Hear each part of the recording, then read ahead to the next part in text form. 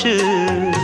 ஈசான மூலையில லேசான பள்ளி சத்தம் மாமன் பேர சொல்லி பேசுது. ஆறாத சோகந்தன்ன தீராம சேர்த்து வச்சு ஊரும் சேர்ந்து என்ன ஏசுது.